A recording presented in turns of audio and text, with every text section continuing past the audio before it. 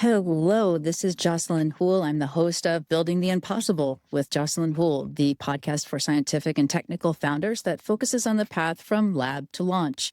Today, I'm talking with Rob Demillo. Rob is the CEO of Sophia Space, where they're moving cloud servers into orbit, and he's a venture partner at Spark Labs Global. Rob has worked as a scientist from NASA and at MIT, and he's been through 7 exits and IPOs in media, mobile, and cloud. Today, you're going to hear a little bit more about the scientist to CEO mindset shift that's required to move through all these different roles, the hard truths of innovating in space, and some deep tech bets that are really worth backing. Stay tuned, and I think you'll rethink where the future of compute is headed. Rob, welcome to Building the Impossible. Thanks for being here. Thanks for having me, Jocelyn. I appreciate the opportunity. Well, I'm really looking forward to our conversation because I think you've had a really interesting journey from where you started, and then you did some, different things, and then kind of come back to your home of space tech and, big science tech. Tell us a little bit about what you're doing right now. So right now, I'm the CEO of a company called Sophia Space. Basically, the purpose of the company is to put compute into orbit. Oh, okay. Why would I want to do that? It's cooler, the power is free, and it's fun. Tell me a little bit about this. I know in your background, but I'd love to hear some more detail. You started out at like Lincoln Lab with a pretty serious scientific focus. Then you moved out of that for a while, and now you're back. So maybe just tell us a little bit about how that works. It goes even further back than that. So my degrees from college are computer science and astrophysics and math. And when I left college, I went to work for JPL through Brown University's planetary science program. And I was the image specialist that was on the Galileo spacecraft and the Mars Observer spacecraft, God rest its soul, and the Soviet Venera spacecraft, just to give you some idea of my age. I did that for about 6 or 7 years. And then I went to Lincoln Labs FAA. So basically the relationship between Lincoln Labs and the FAA is the same relationship that JPL has with NASA. Okay. And I did basically the same thing, but it was in the radar spectrum. So we were building terminal Doppler weather radar for air traffic.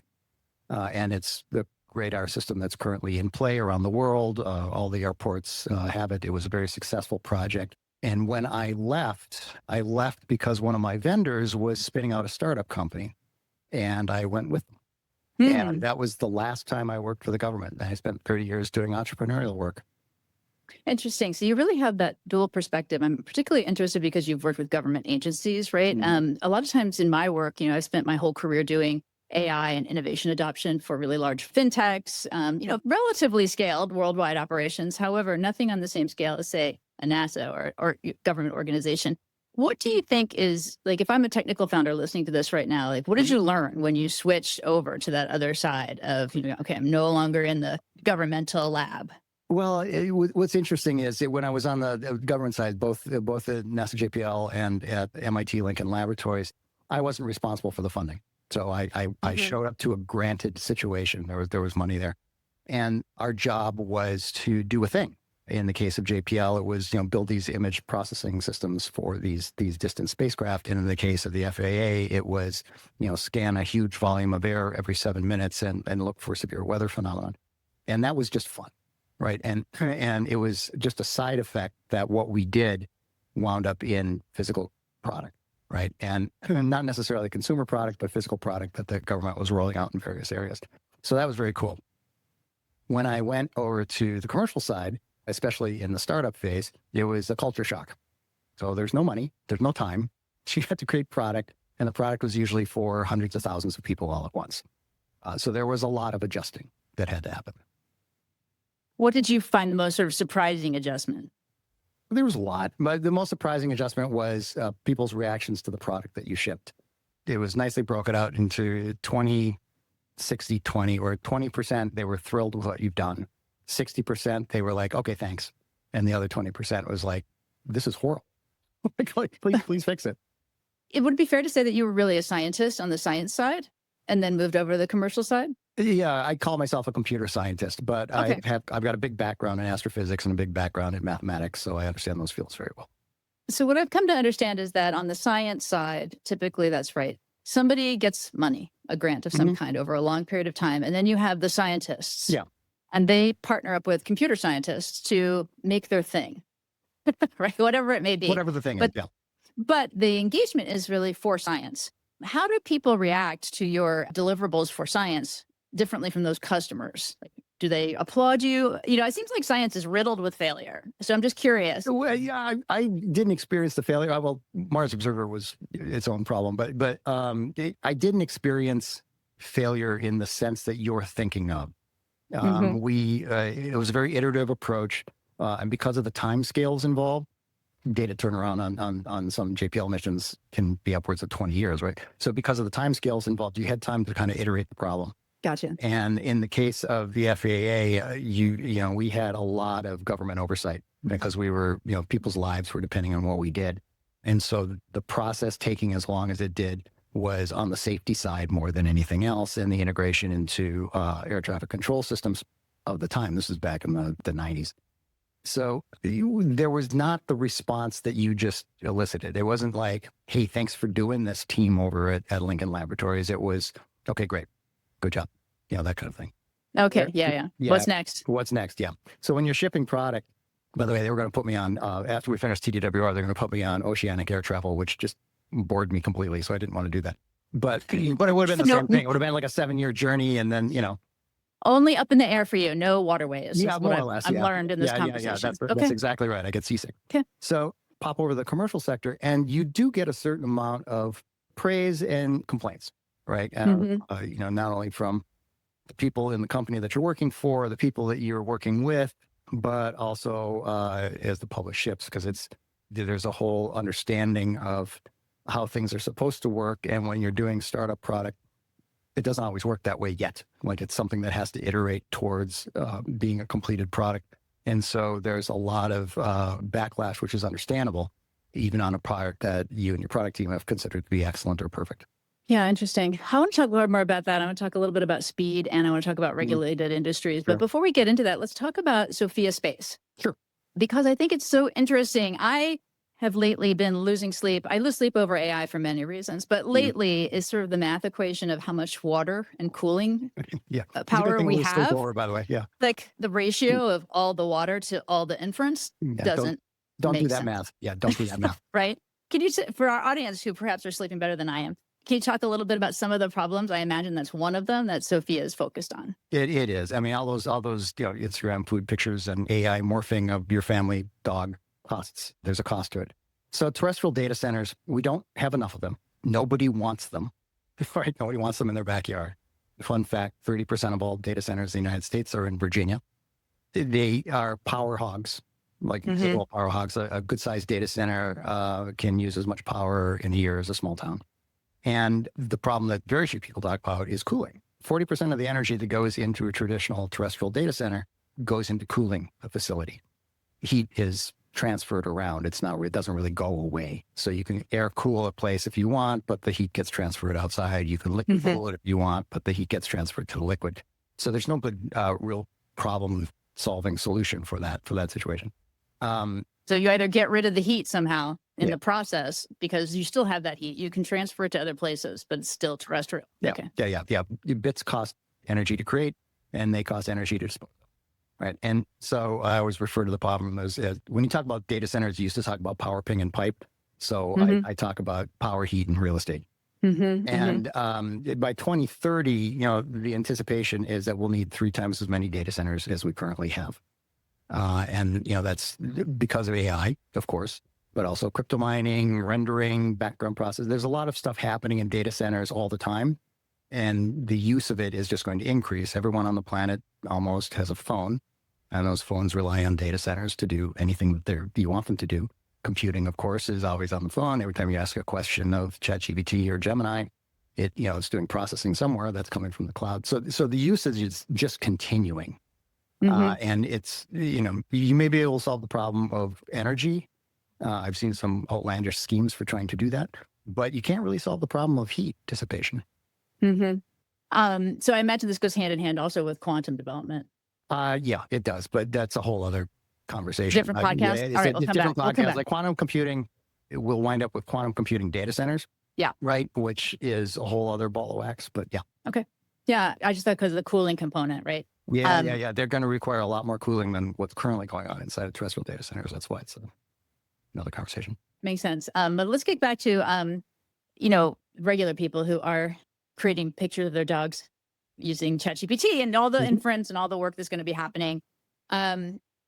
People have high expectation for speed and reliability of data transfer already terrestrially, right? Sort of amazing, right? And then we have low space kind of transfers that are also amazing, but people still want it faster.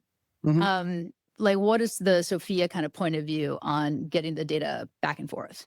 It's not about getting the data back and forth. It's about edge computing, really. I mean, this is an edge computing problem. So we have a tremendous number of amazing satellites and space stations in orbit that have tremendous sensors that generate terabytes and petabytes of data. The dirty little secret is that most of that data is tossed on the floor because there's a limit to what they can transfer back down to the planet, right? The bandwidth is limited. They have to rent space from some other bandwidth provider to get bandwidth down, or you've got to build upload and download stations. So there's a lot of communications back and forth that happens between grabbing the image or the missile tracking or whatever it is you're doing in orbit, transferring that down to Earth, having the compute happen and sending it back up. So if you look at this just purely pragmatically and take space out of the picture, this is an edge computing problem, right? So the solution to the problem is you move the compute closer to where the sensors are, which is what Sophia is doing. So we're developing systems that can be placed in orbit that will work with the host satellite or the host station to do the compute locally live, right? So if you do that, suddenly you've got a whole raft of possibilities in front of you. You can do missile tracking. You can do air traffic control. You can do maritime tracking. You can do real-time weather prediction. You can do flood and hurricane warning. A lot of things can happen immediately at point of sensor. Okay. So this is something a few organizations have been working on. There's also low or Earth and then deep space, right? There's a couple different connections to this, but I think what you're saying, just to get it straight in my mind, is, hey, we have A+ ability to collect data in space. We got it. Yep. What we're going to do is we're going to move the processing closer to that and then have just a tiny orange juice concentrate result that we bring back to Earth. And that's going to solve the downlink problem. Exactly. Yeah. Think of it this way. When you pick up your phone and you pick up some application that is going to take your face and make you 20 years younger or 50 years older or whatever it is you want to do, all you see is the results, right? Your phone's not doing the work. What's happening is the image of your face is being sent back to a data center somewhere, and there's a processor that's running that will take your face and do whatever you asked it to do. And once that compute is done, then it will send it back to you. Very, very little amount of data going back and forth.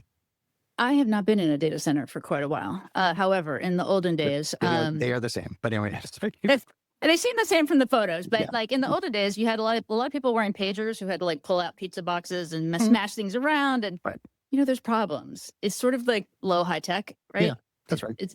And so I would imagine a lot of your problem set, what are you thinking about keeping these things uptime? And so do you have special problems? We've rethunked the situation, right? So a lot of our competitors are essentially taking terrestrial data center solutions, the way you're thinking about them, and just shoving that whole thing up into orbit. And the problems that you're mentioning, they exist. We've redesigned the problem. So we're not taking traditional servers and putting them in orbit in modified casings. We are redefining the servers themselves. We have developed a device that we call a tile. The tile contains 4 servers on board of our design. The tile itself doesn't even have an on switch. It's a complete solid state device.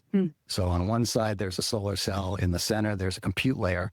And then the back is a proprietary heat dissipation metal alloy. And so the end result is you put it in orbit and you let it do its thing. It turns itself on. It will boot the computer and it'll start doing computing. Tiles can be connected together, and the operating system that's on the tiles allows for connection to the other tiles in a modular fashion. And there's basically AI in the operating system. We call the operating system SEUS, which is the Sophia Orbital Operating System. And what SEUS does is it makes sure that all of the tiles are processing to the capacity that makes sense. So they'll load level the processing load. They will load level based on heat distribution. If a tile goes dead, which will happen, the other tiles will route around it. Right. So we have a system that is energy efficient. The heat dissipation source is the universe, right? It just dumps the heat out into space. And it's autonomous. It's modular, and it'll operate on its own until it stops. I love it. Where did this idea come from? It came from a guy named Leon Alkali. So Leon is a ex-JPL fellow. He started a accelerator called Mandala Space Ventures. And Mandela Space Ventures was working with Caltech and JPL several years ago, working on a project called JPL Blue Sky. Mm-hmm. And the idea behind it was, hey, can we put up modified solar cells in orbit, collect power, and then transmit that power, right? And they worked on it for a few years, and the math didn't balance quite out. They couldn't quite get the economics right. And then Leon said, well, what happens if we just put a server on the solar cell? And that was basically the birth of the idea. So they started that idea. And then after some validation testing, they decided to spin it out as a real company. They reached out to me mid-year last year. They were doing a nationwide search for a CEO. And we started talking, and this was unbelievably intriguing to me. So here I am. That's exciting. And it's interesting. The tiles too, the way they work, the way you're describing them. I'm seeing more and more deep tech that's takes ideas from biological sciences. That's like how ants work together, right? Or how the wind patterns work together. And it sort of sounds like that. Billion years of evolution you can't really argue with. So yeah. Yeah, it's good. I'm meaning more like a computational biologist in the space world than I would have imagined. Yeah, it's fun. Yeah. Yeah, it's interesting. So Sophia is early days so far, Early right? days. Yep. Okay. We just closed our pre-seed round. Congratulations. Thank you very much. We've begun the hiring process. We'll be entering the seed round fairly shortly. We're looking to have demo units ready to test mid-year next year. Mm-hmm. So we're moving very quickly. For a big idea like this, and I don't want you to give away anything specific to Sophia, but all right, let's say you're part of a 1, 2, 3 person team. You have a great idea, great, background, and you get a little funding.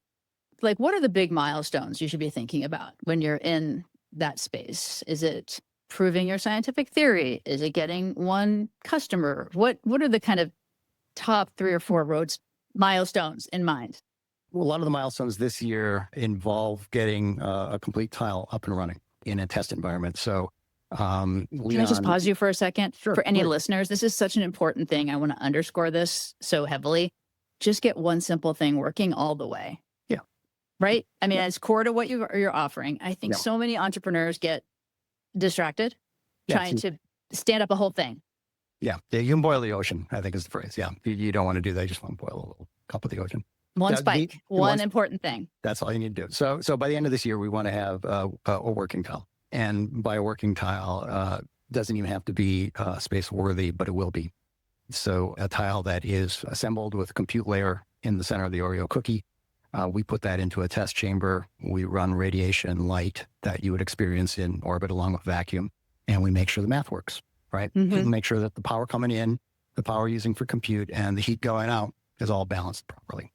So this is a weird deep cut, but like, how do people trust that information from you? Is there like a third party involved, or? Yeah, we'll get third parties involved, but we have a lot of faith in our own test teams. So, that'll work out well. So do I. I didn't mean that to come off too contrary. Just, Not at all.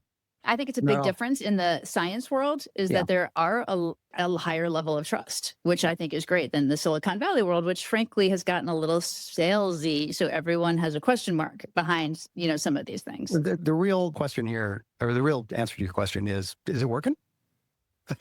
Is it doing what it's supposed to do? It's success. And anyway, sorry. So then what? So then you have to get somebody to say they're going to use your thing. Yeah, we're already talking to partners that will help us with the demo. Okay. So the demo will go up near the latter half of 2026, which will run in orbit and make sure that it works in place. What orbit are you? Oh, Leo. So it's, we're set to run between the 600 and 1,000 kilometer level, usually around the 800 kilometers. So that will go up. We'll test it. If the test works, then we start the production process. We feel we've got quite a few customers lined up that the demand for the tiles will increase.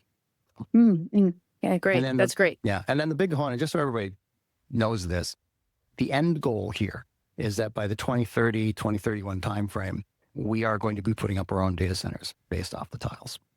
So we're selling the tiles to customers. Those tiles will be attached to the host satellites and the host stations. to do their thing for the customers. And then in the 2030 timeframe, we're going to be eating our own dog food, basically, and putting up a data center. So if I'm Meta, I'm buying tiles, right? And maybe it's really to think I'm buying capacity, future capacity in the form of a tile. That's right. Is it like the Metas of the world that you're thinking of as your main customers, or governments? Yes. Let's go. Sure. There's a big umbrella of customers that we have. A lot of it is government based. A lot of it is the current hyperscalers. There's a lot of other people in between all of that are interested in this.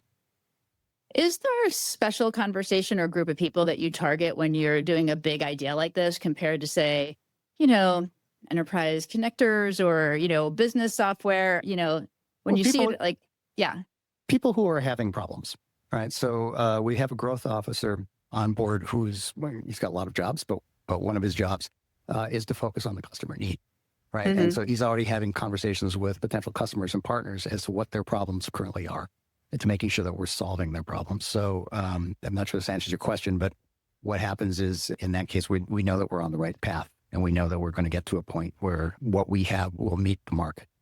That's interesting because you have to have the science first, get one working. But it's interesting you have go-to-market revenue generating focus as well, because you really have to embrace that business side quickly. I think my question, I'm sort of nosing around for a question here. Traditionally, there's been a bit of a gap between computer scientists and the hardware guys. Does that gap exist in this space world? Because it might not. It can't. And the gap only exists, I think, if you're selling the hardware and the software separately. In the career paths I've had through my life, if hardware is being built as special purpose hardware for a specific software to run on, there's usually, a firmware group involved that does the connection between those two things. That's been true for a number of my startups. It's certainly true here. The system that we're building is basically an application server. Like you can put applications on it. At that point, it is a computer server problem, right? If there's software that goes on top of what we have built that's interacting in a strange way, then, it's software. It's a software problem.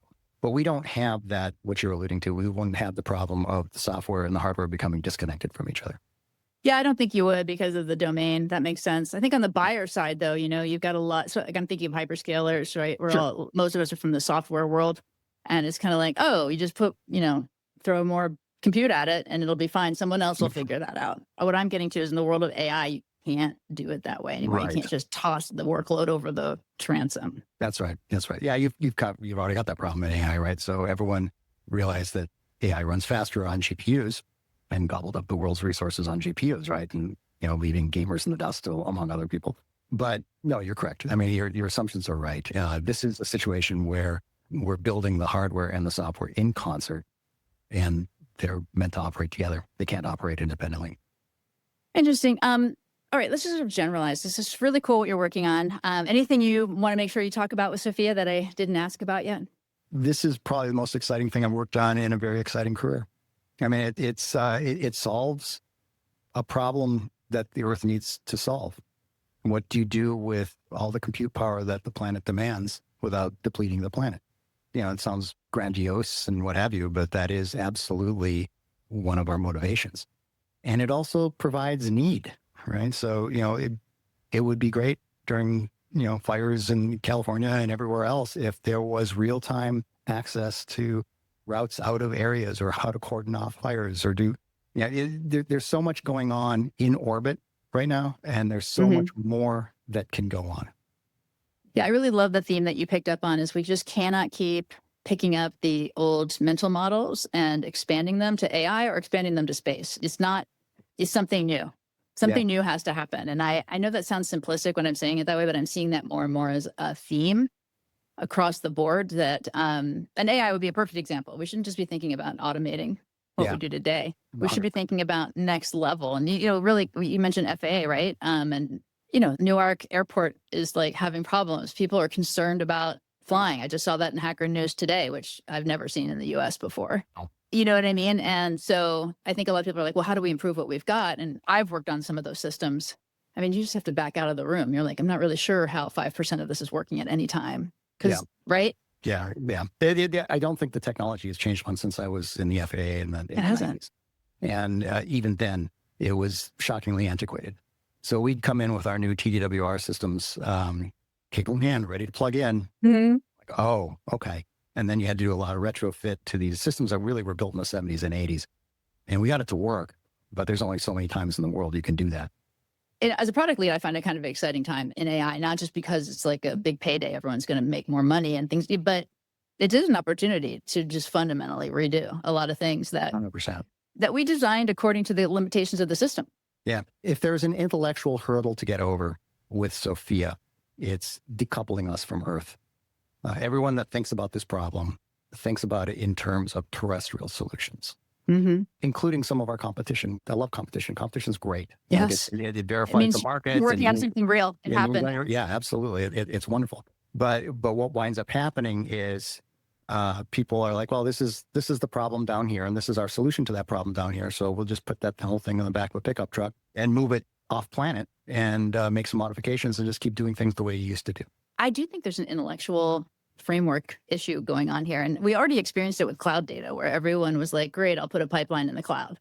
It's so easy to fall into. So you might identify some of these, but I think all of us as leaders should ask ourselves, where am I doing exactly that using old frameworks, right? Yeah. Because it sneaks up on you.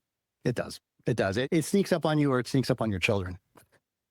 It's like a lot of folks are designing things that again, we're gone.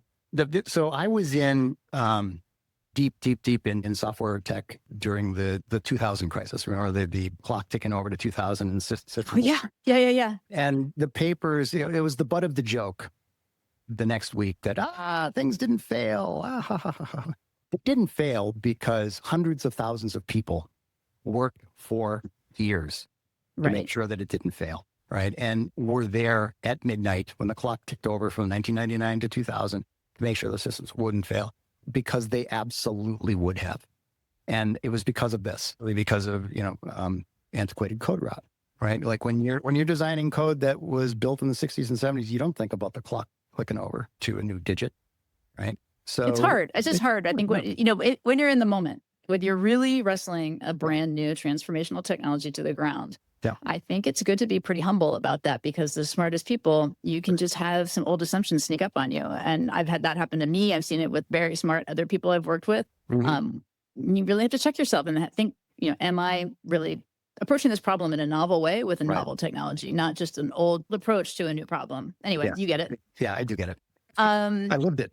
Yeah.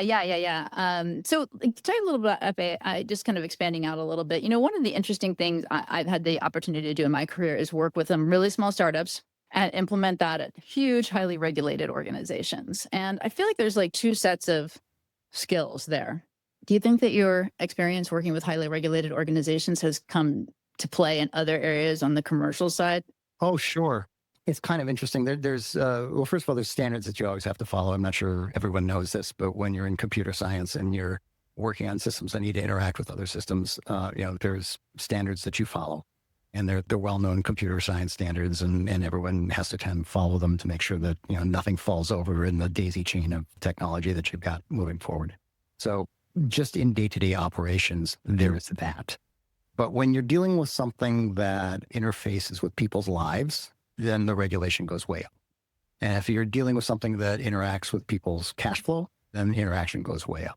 And there are different regulations, right? So there's fiduciary regulations you have to apply if you're doing work in the stock market or cryptocurrency or what have you. Similarly, if you are working on systems that keep somebody's heart beating, there are regulations that you have to follow. So it's not the purview of academia, and it's not the purview of government sector to make sure that you follow the guide rules so that you don't screw up. It happens in the commercial sector too. And often you'll see the commercial sector fail hugely because they're not following regulations. Yeah, I think the two things I see is that enterprise completely freaks out about regulation instead of taking it in stride, which is not quite the way to go. We can do a whole show about that. And I also do see a lot of technical and scientific founders who kind of throw up their hands. They're like, if I have to engage with the government, it's going to turn this 1-year timeline into a 10-year timeline. They're not wrong. They're not wrong with that hand throwing, but you still have to do it. You still have to do it, right? And I think there are ways to do it. So if you were, advising, and I'm sure you do also advise other small tech companies, somebody who's doing something scientific, they want to sell into the government, but they kind of don't know how that works. They've been really on the science side. What would you tell them to get started with? How do you get your feet wet? Cut any steps out of the process, right? And No hiding. no hiding, and hire somebody that knows more than you do, right? It's Mhm. okay to not understand how regulatory agencies work. It's okay. Somebody does, right? And that person is as important as your low-level operating system engineer. I think that's right. That's a smart way to do it. I also think like the cool thing about regulations on the like the finance side, it's just a lot of overlapping. There's like 15 agencies regulating you at all times. The nice thing is that they publish all the regulations. Yeah. You can sit down and read them yourself. It's very tedious, but it's right there for you. Or you can have Notebook LM read them to you. Maybe, yeah, that's right. But you know what I mean? Like it's Yeah. there for you to figure out. And I would say as a smart person, you don't have if you're a CEO, this obviously isn't something you're going to be doing all the time, but you should read one or a couple big ones to like deeply absolutely. understand it.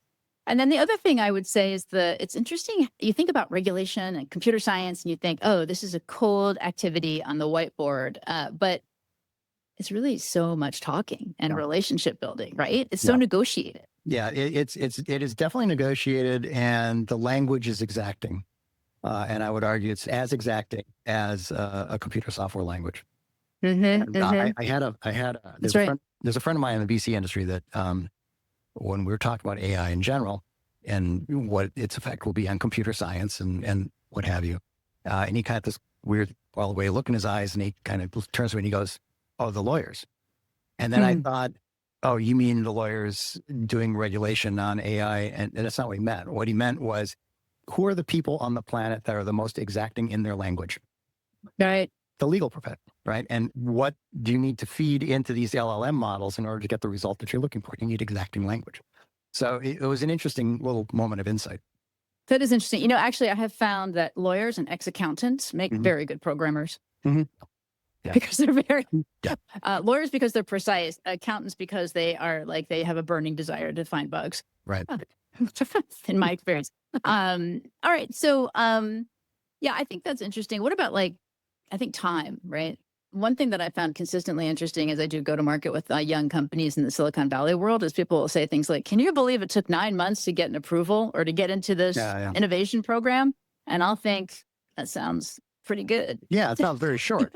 Right? Wait till we wait years when you have to put a spacecraft together that is using, as we did in Galileo, which was using radium as a power source. There's a lot of regulation you have to go through.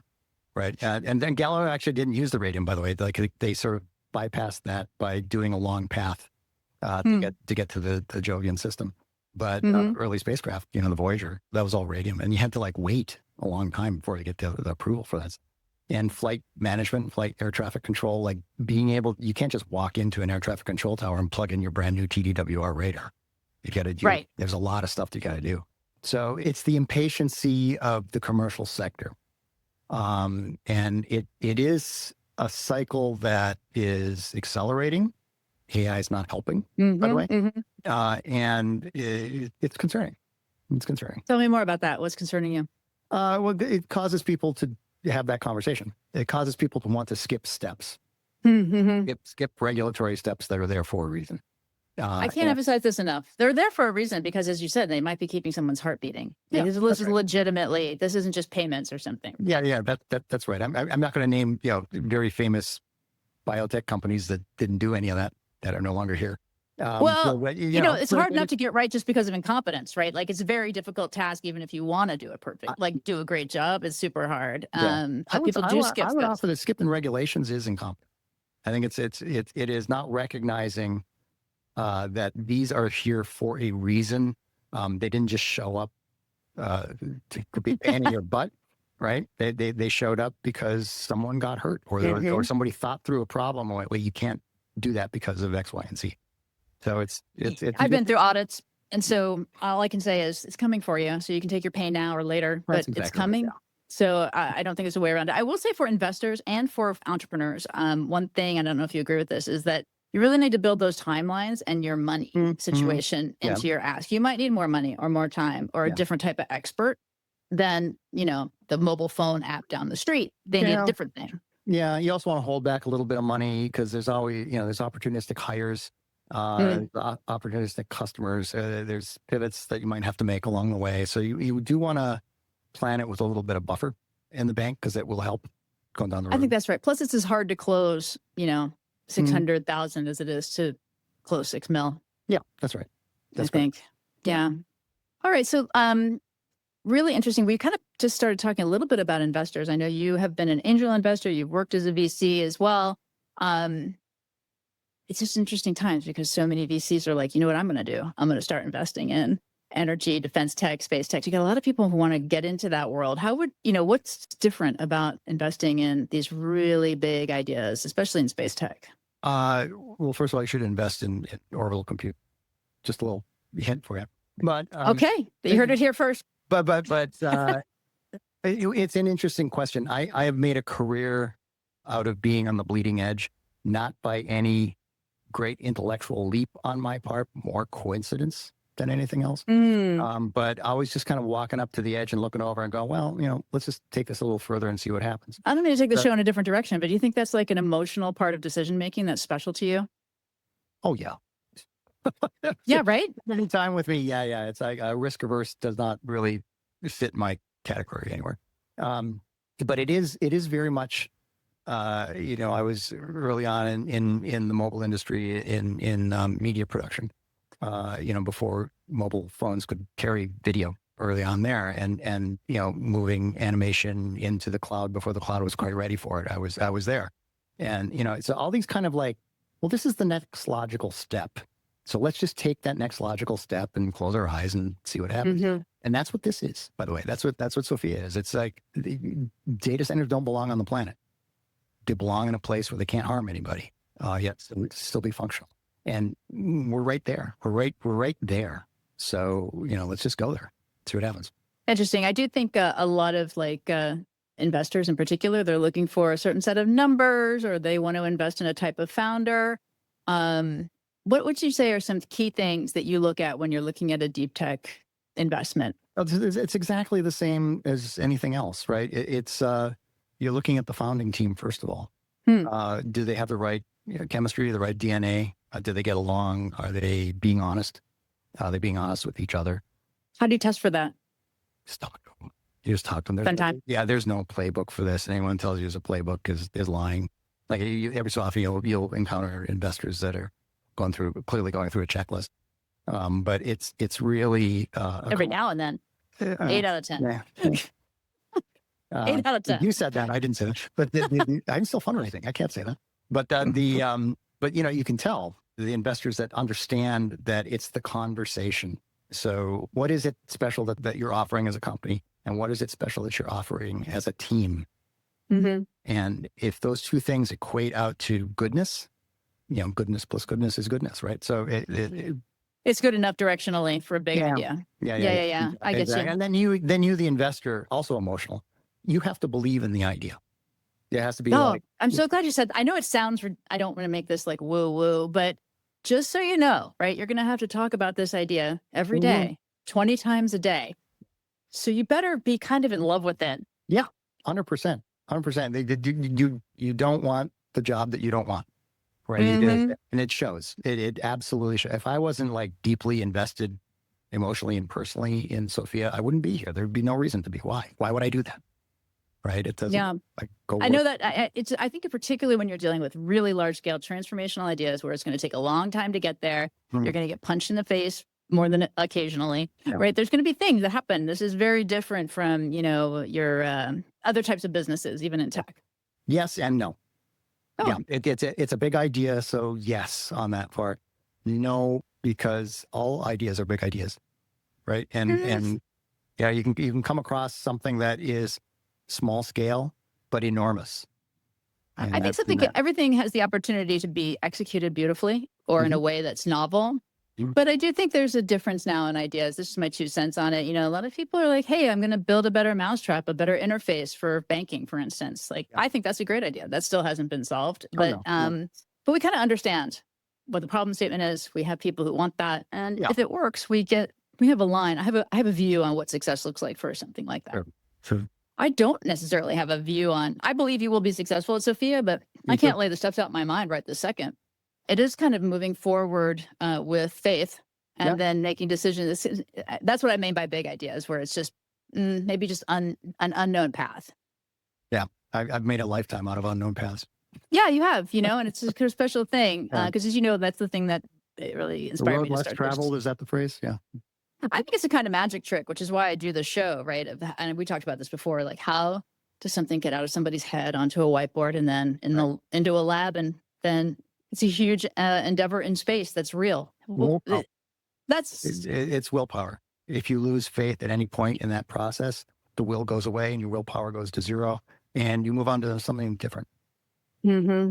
You have to be careful to get that satisfaction from the process, Otherwise, yeah, it's tough to stick with it. All right, well, let's kind of get into some. I told you we're going to do some kind of more rapid fire. This is advice for other investors or buyers of technology, and based on your experience, I'll give you some time to think about it because I have a little interim question, which is, staying on top of all of this information, especially right now, the technology and data center. Is there any thing that you would recommend to our audience that you read or watch, or are you using, Gemini LLMs to, create a podcast for you so you understand more? Is there anything that you'd recommend to this audience that's like a really high value source of data, of information for you on what's happening in the space tech world?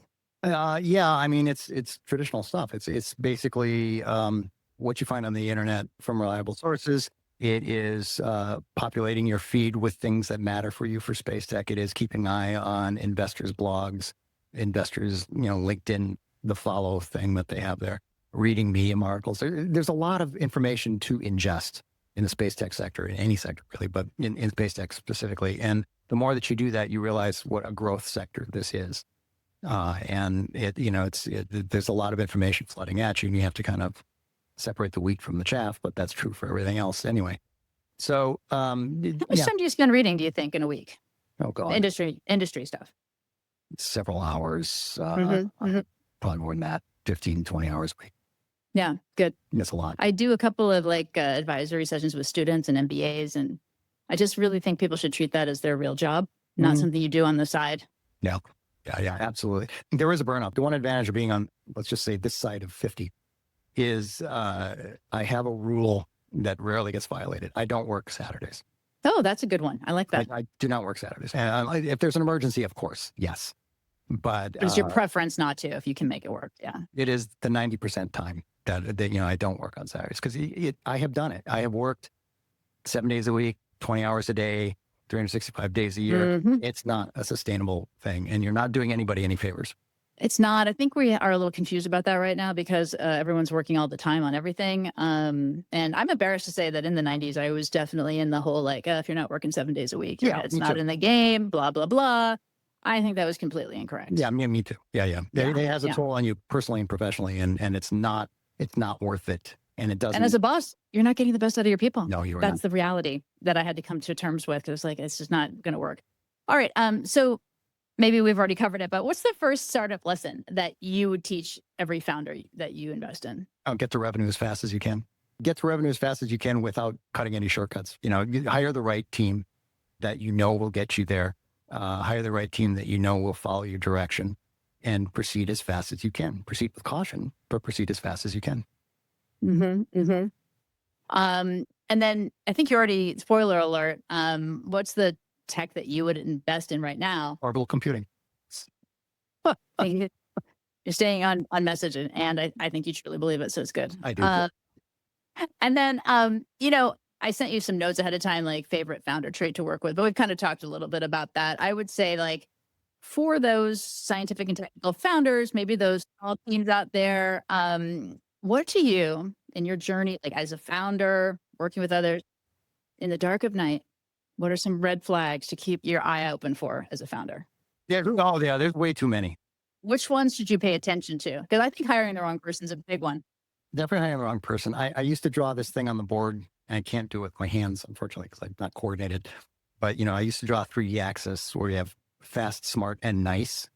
And an overwhelming number of people forget about the nice axis. I want people that are in the center, right? I want the blob that's in the center of that x-axis. Because if you bring a jackass on board, it's going to take the whole thing right off to the left. And it's not worth it.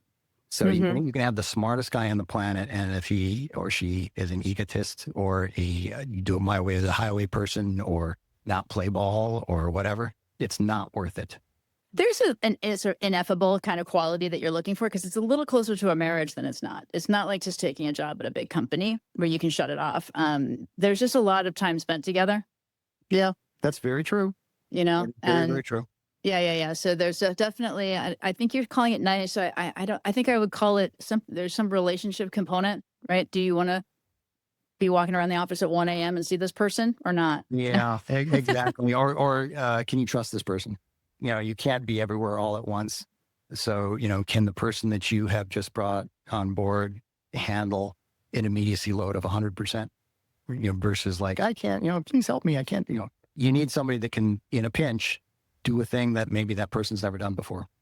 That's interesting. Yeah. That kind of improv flexibility. Yeah. That's great. Well, it's absolutely an exciting time for you and for Sophia.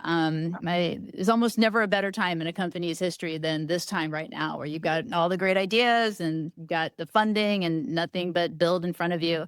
Congratulations. I think it's a really exciting opportunity. Yeah, thank you very much. So do I, and I appreciate your support. Great to have you. Thanks so much. And we'll do another podcast in 8 or 10 months and see how it's going. Yeah, whatever you want to do. We're good. All right. Bye, Rob. Take care.